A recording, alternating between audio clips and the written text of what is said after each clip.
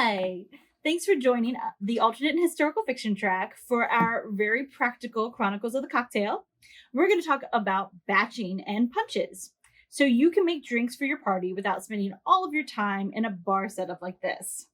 Or if you're having a room party and you don't have a bar, you've got a way to make a cocktail without it. There are four steps to batching a drink. Step one.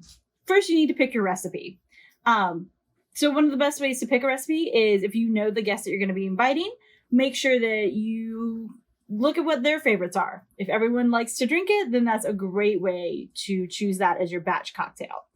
If you don't have that kind of knowledge, or if you don't really have a favorite, everyone just kind of drinks whatever's available, then I recommend using whatever liquor that you already have at your bar. For instance, I happen to have a lot of rum, so our cocktail is going to involve rum. One tip to note is that batching is easiest with spirit-forward recipes. So your Negronis, your Manhattans, your Martinis are absolutely great to batch out because you're going to be working mostly with liquor and the proportions are pretty simple. They're, like I said, mostly alcohol, simple proportions. It's a great way to go. If you're not a martini crowd, or if you don't want to have to deal with the complications of a Manhattan, then you can definitely look at other cocktails, but you might want to lean towards doing a punch instead. And speaking of Manhattans, you have to be careful with bitters. They get stronger over time, so you want to cut back. It's kind of like the adage, cut once, measure twice. Use a little less bitter in your recipe, and then make sure you taste it before you're going to put it out. And if you need to add more bitters, that would be the time, right before you serve it. Step two is all about math. Standard recipes are set up to just make a single drink, maybe sometimes two. So you're going to need to scale this up to either fill a specifically sized container or to have enough for a specifically sized group. A good rule of thumb is to remember that for every hour of your party, your guests are going to drink about 8 ounces of liquor. So if you have 20 people coming, you need 8 ounces per person. And if it's going to go for 4 hours, it's 8 ounces times 20 times 4. I actually prefer just to do the container method. So I work with a container that's this big if I have a really large group, or something like this, which I recommend whenever you get your hands on a nice jug like this one with a good seal and a handy little handle, that you hang on to it, clean it out, keep it around. So these are the two containers that I work in. Small groups, big groups. When you're setting up your recipe, your smallest ingredients, your bitters, your sweeteners, sometimes your citrus, are going to have the biggest impact. So make sure that you're noting that. And remember, for bitters, you're going to want to scale it back. Sometimes the same with sugar and citrus. You don't need to always use as much as you would for a single cocktail. Again, just to remind you, you can always add more, but you can't take away. So be very deliberate with your measurements and taste as you go, which is always kind of fun. A good tip is the half rule. Half of the amount of any aromatic, so that is your citrus and your bitters. And then add it up, build it up as you need to taste. All right, so math. There are 2 ways to do it. The easiest way is going to be to convert your ounces to cups. And there's a lot of really great apps online to do that, but I am going to walk you through an example of it, so don't worry. Or the second way that you can do it is to use proportions. I'm going to walk you through the first way, which for this one, we'll do math just like your teacher told you. Show my math. So I'm going to move my giant container out of the way. He'll come back later. So let's say I'm going to do a jungle bird. Jungle bird is a pretty basic tiki recipe. And the ingredients in there are 2 ounces of pineapple, 1.5 ounce of lime, a 1/2 ounce of simple syrup, and 3/4 ounce of Campari, And then your big ingredient is going to be your rum, which you're going to use 1.5 ounce. All right. So this is going to make just a single drink, but I want to fill up my friend the big jug. So what I need to do is I need to convert that to ounces. So 8 ounces gives me 1 cup. And the easiest thing for me to do will be to, honestly, I hopped online, but to change these to cup amounts. So I'm going to start with my rum because it is my spirit. I can add it to my batch first, and I don't have to worry about how it's going to change over time. So my rum, I have 1.5 ounces. When I amp that up, I'm going to go for a gallon. So I want 64 ounces. Change colors for you guys. So for my rum, I'm going to need about a little less than 20 ounces. So it's going to be a little over 2 cups. So I'm going to have 2 1/4 cups of my rum. And my Campari can be added right off the bat because it's a spirit. It's also not going to change over time. So for that, I only needed 3/4 ounce. So I only need a smidge. So what I'm going to do is I'm going to do the math on that. It winds up for 64 ounces. That's about 9 ounces of Campari, which is just a little bit over a cup. I'm going to go with a generous 1 1/8 cup for my recipe. And another thing that I can add pretty early on is my simple syrup. This will just be a basic simple syrup, like 1 cup sugar, 1 cup water, nothing fancy. For that one, I needed 1/2 ounce, which in the larger size, in my 64 ounces, I'm going to want 3/4 cup. So before I have any guests come over, when I am setting up a couple of days out, I'm going to start off with these 3 ingredients. I'm going to have them sit in my handy dandy jug, which again, this is great because it's sealed. So it's not going to fill my house with alcohol smells. Or if I'm taking this to Dragon Con, I just want to make sure I have the lid on really well and it can sit in my cooler or it can sit in my fridge and I don't have to worry about it. So let's say this is now getting close to my party and we are about maybe the night before, maybe that day, but I'm going to go ahead to some panels and I'm going to leave this to sit. So I'm going to go ahead and add my pineapple and my lime. So pineapple is actually my biggest ingredient. I need 2 ounces for that. So for a 64 ounce container, that's going to actually multiply up to 24 ounces. So that winds up being 3 cups of pineapple. I can go a little lower if I think it might sit for a very long time. If I'm doing it the same day, then I don't have to really worry about that. And then my citrus, which will be a big flavor component, is going to be my lime. I only needed 1/2 ounce, which is the same amount as the simple syrup, but I can kind of tone that back a little bit. So for the simple syrup, I did 3/4 cup. For this one, for the lime juice, I'm going to do a little less. So I'm not going to do a full 3/4 cup. I'm going to go a little light, but it'll be pretty close. So my batched recipe is now 3 cups of pineapple, a little light on the 3/4 cups of lime juice, a full 3/4 cup of simple syrup, 1 1/8 cup of Campari, and then my rum, 2 1/4 cup. And that should fill up my container. One thing that we will talk about later is this is a straight match. So this was my single drink. This is my big batch drink. This is actually going to be a lot stronger than my single drink would have been. Because if I was making just one, I would shake it. And shaking it adds water when it adds the ice in. But we're going to come back to that. The other thing to look at is proportions. So I don't want to work with a recipe that's this complicated for proportions. So I'm going to erase it. And we're going to do classic, simple. We're going to do a daiquiri. So your traditional daiquiri is it is 2 ounces of rum,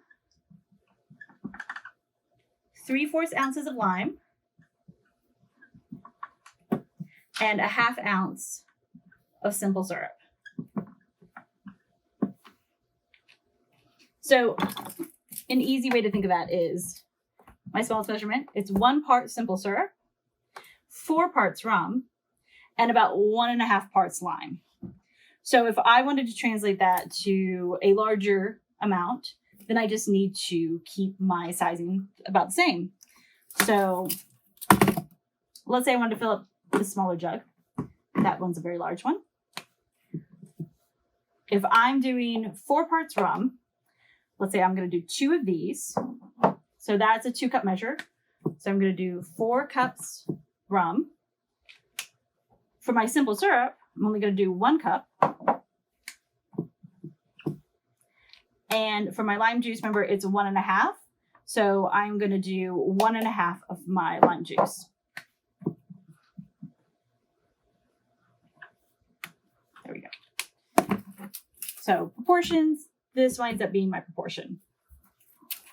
And these proportions won't change no matter the size of your containers. So I was working with this one because I just wanted to do math in the smaller cup measure. But if I am going to my super large big boy container, then in reality, I would just use a bigger container or use more, like instead of doing 4 cups of rum, I would do 8 cups of rum, 2 cups of simple syrup, and 3 cups of lime. Okay, so those are the 2 methods of doing math. And again, there are things online that can help make all of this easier. If you want to use a complicated drink and that you want to use as your cocktail, don't let the math part scare you off. Again, there's a lot of stuff online that's really helpful. There's an entire giant chunk of Reddit that is dedicated to batching cocktails. Feel free to use the resources that you've got available. But this is enough to get you started, because now we need to talk about step 3. Right, it's all about timing. So you need to determine what ingredients you need to use when. Like I said, rum is not going to change how it tastes. So you can put that together anytime. And the best thing is, if you're just doing liquor, you don't have to refrigerate it. I can put these 2 bottles together, put it in my handy dandy carry bottle, and drag it around with me without me worrying about much. As long as the lid's sealed. Again, I'm going to keep saying that. It's the thing that everybody forgets to do, is put the cap back on nice and tight. So liquor is always shelf stable. Syrups are usually pretty shelf stable, so as long as you haven't done anything crazy, if it's just a basic simple syrup, you're good to go. And vermouth, shelf stable. If you have been to any bar in the city of Atlanta, that vermouth bottle has been there since that bar opened. It can sit all day long for decades, and it's totally fine. Juices and bitters, though, you have to be careful with those. Juices need to be refrigerated, especially if you're adding it to your alcohol. And bitters will change. They will meld into the flavors of your drink as it sits. So they will become more impactful the longer it goes. So you don't want to add those too soon. So let's say you're packing for Dragon Con and it's mid-August. You're like super on time and you're good about this. You're not like the rest of us who pack literally the 45 minutes before we get into the car. You're totally fine to go ahead and mix your liquor together and your vermouth. And if you're making simple syrup, you can toss all that in together, seal up your container, throw it in the fridge if that's easier for you, or put it next to your other stuff that you're packing. It's no problem. But if you want to add your juices and bitters, you need to wait until you're heading to the con, or if you're not going to have this party until Sunday, you don't need to do this until Friday or Saturday. More than a day or 2 out, and it's just not going to be advantageous. So wait until you get to the con to add your juice. On the upside, does make packing a lot easier. You just throw your juice in a box, bring it down with you, and then when you're done with it, you throw it in the trash can.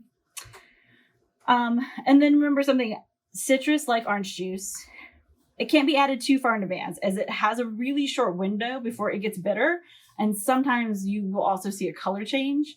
Orange juice and pineapple juice love to turn brown, which even if they are still safe to drink, they don't look appealing and you don't really want to drink that anymore.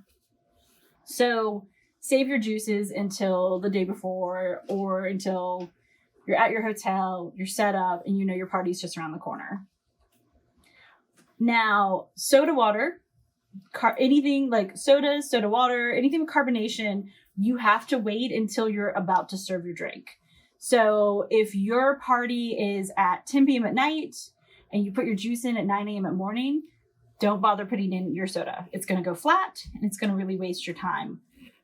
Losing those bubbles is just, it kind of destroys your drink. So you might as well wait. Usually a good rule of thumb is before you open the door for the first guest, that's when you add your soda water. And it will go flat before the end of the night, but if it's Dragon Con, do you even have any cocktail left by the time you get to the end of the night? I'm going to guess no. Okay, so that's step 3, planning out the timing of when you add your individual ingredients. Just have a nice clear plan, put a timer on your phone, and that way it's no extra mental load. You can go on with your wonderful day. So step 4, we've shown you how to take a 1 cocktail drink, turn it into a batch, but a thing that we've left out is dilution. And this is unique to batch cocktails because, again, when you're making a drink for just yourself, you're going to shake it over ice or you're going to stir it over ice, and that's going to add water to it. To be really honest, adding water to your drink is what actually kind of makes it drinkable. Otherwise, it's hot and it's heavy on the alcohol, and yeah, you can probably get it down, and after 2 or 3, you're fine to drink the rest of it. But it's not good for you, and it really isn't going to make your party or your drinks better. It's actually just going to make your guests drunk, which sounds fun at first, but then those of us who've been at the Marriott at 4 a.m. on a Sunday morning know that it's not. It's crazy. There's a limit to how drunk is fun. So when you're batching, you have to add in the water that the ice would have provided. A tip with it is that you can either add straight water or you can add ice to your container, but then that means that you don't know what kind of quality your drinks are going to be. In fact, you're almost guaranteed that the first drinks in there are going to be too strong, and then the last drinks are going to be too weak. So the recommendation by batching experts is that you determine exactly how much water you need per cocktail. And you don't have to dilute with water. You can dilute with soda. You can dilute with soda water. And you can even use something like a tea if that goes better with your cocktail. You just want to make sure that you've got a non-alcohol component and a non-juice component to cut it down. So there's a lot of ways to determine the perfect amount of water. And honestly, a lot of them come with practice. So I do recommend as you practice your bartending at home that you kind of pay attention. The easiest way, if you are a home bartender, to learn how to dilute your drinks is to build your drink in your shaker without ice, measure it, then shake up your drink, put it in your cup, and measure the change in volume. Whatever that increase is how much water that you actually added to your cocktail through the ice. That is what we call the drinking method. And it's great because then you get rewarded with a drink afterwards. Another thing that you could do is you could just work with a rule of thumb. The most popular one that I found online was that for every serving of your cocktail, so for every 8 ounces, you want to have half an ounce of water. So for instance, if this was a 64-ounce recipe, which I believe, I'm not using a calculator, which just sucks because my phone is right here. I'm going to go off the cuff. I believe that is 8 8-ounce drinks. So then I would turn around and I would add 4 ounces of just water. And in reality, so this is my water. In reality, my container is fixed.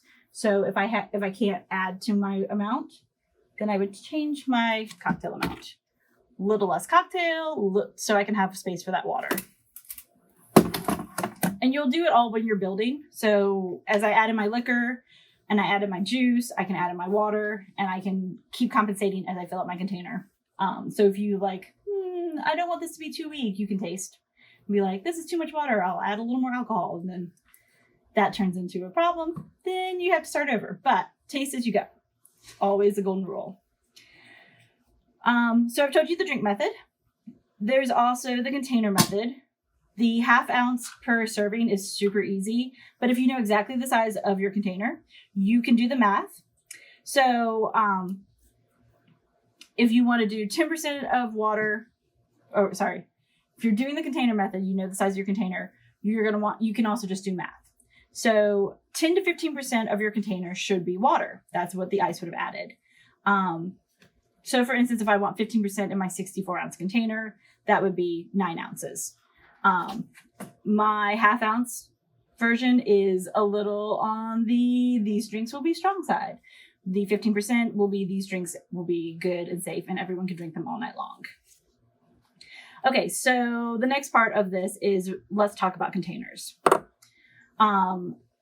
The biggest thing that you want whenever you batch is you want this to be a very easy to seal container. So if you notice, my travel container has a tiny little spout. It's easy to seal. It's a repurposed juice container, which is great. It also has a nice handle. Put away my math. My punch container, which this will be for my in-event setting, still also has a nice, easy to seal container to it. So when I'm done mixing my drink up, I'm just going to seal it closed, which is great.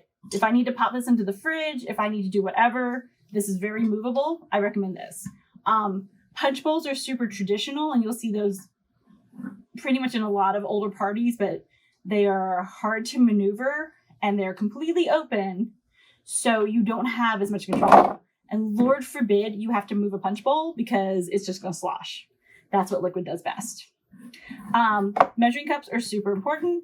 And then if I wasn't working with a very wide mouth container, a funnel. For this, I want a funnel. It just makes everything easier. You don't need to spill something, especially something as expensive as liquor. That's the worst day. So that's just a note of the 4 things you need. Good sealable containers. You need measuring cups. You need funnels. So a reminder on the process, as we are about to mix a drink, you want to start with your shelf-stable ingredients, your liquor, your vermouth, put it in your sealable container. The night before, you can add your water, you can add your bitters. The day of, throw in your citrus, throw in your juice. Remember that citrus will turn a little bitter, so don't feel like you have to add all of your lime juice. You can scale it back a little bit. And then when you're ready to serve, you're going to add your carbonation, your bubbles, and your ice. All right. So I saved the best part for last. This is the part that involves no math. Punches. Punches are not as much work. They are already built out to fit a large container. So you might just be doubling your recipe or cutting it in half if it's bigger than your container. The dilution is already built in. Like I said, there's no math for you to do. A punch, by definition, is 5 or more ingredients. So if it only has 3 ingredients and it says it's a punch, that is inaccurate. They just like the word punch. So always kind of check your recipe as you're looking at it. If it is too much alcohol and not enough ingredients, then it's not quite what it's claiming to be. One thing though with punches is it's going to be less than 10% alcohol per serving or per volume. So they shouldn't be so strong that they get everybody super drunk. It's just how punches are made. And this is honestly the best thing for the well-being of your guest. So together we are going to make a punch that I'm going to serve to my guests this afternoon. I actually got this from one of my favorite tiki books called Smuggler's Cove, and it is the C Word. So for this, it is going to have a liter of spiced rum, a 500 milliliters of orange liqueur, and then 500 milliliters of my coconut rum. So I already know that these can go in right away. Upside of the liter part is that's this whole bottle, which is super fun. So I'm going to add that straight into my container.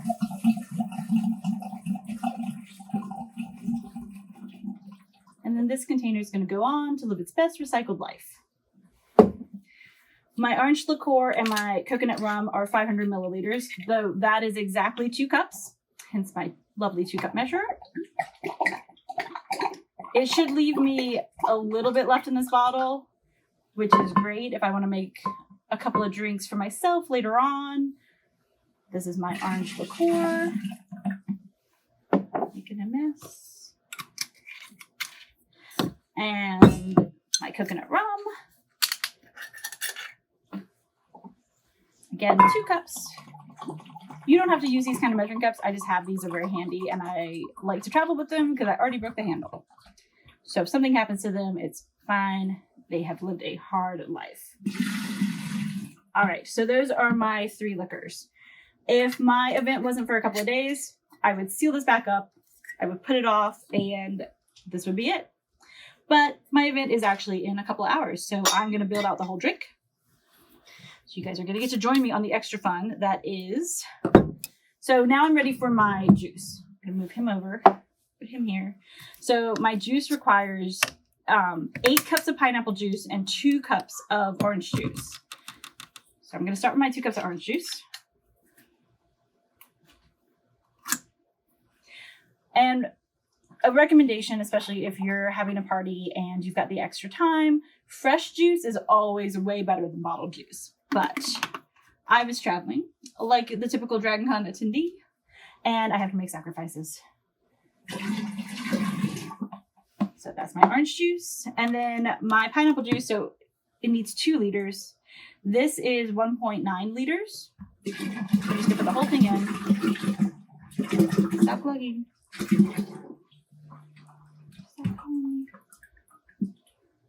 Okay.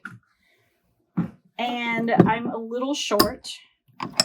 So I'm about a cup short. I have pineapple juice in my house. I put it in a nice, easy to travel container. So my cup missing pineapple juice is there. And then the last thing it gets is 2 cups of coconut cream. And I didn't travel with a good spoon, so that's on me. I should have. I traveled with a good stirring spoon, but not a good getting things out of a canister spoon. So join me on this journey. Yep, that's not going to work. Sometimes you have to look around a bar and see if there's a appropriately sized item. Bamboo Room, please forgive me. I am now using your swizzle stick in a way that was never meant to swizzle. All right, so I want my coconut here. I want to make sure I get all of it. So this recipe actually wanted a very odd amount. It wanted 500 milliliters of coconut cream, which is not how cans come. So we are going to run a little shy on coconut cream. I don't think my guests will notice, but the most important part of this is to stir and get my coconut cream blended in. I'm sure this is a pain. And in reality, I'm going to have to stir right before I serve it. So this is imperfect. But that is decent size. Always make sure that your spoon actually goes above your container so you have enough space to put your hand. Otherwise, this is a terrible day. And you're going to wind up hand deep in pineapple juice. Okay, so I've got it decently blended. And when my guests arrive, I will add ice to my bowl, which will also add a little extra dilution. I know it's not ideal, but in reality, I don't have a place to put out ice so people can serve themselves. So we're going to do the thing I told you not to do. Welcome to Dragon Con. Do what I say and not what I do. But that is a quick lesson in batching and punches. Do not be afraid. Batching is the best way to bring fun cocktails to any party, any con experience. And it lets you be free to host, to enjoy, and not be stuck here behind a bar. So thank y'all so much.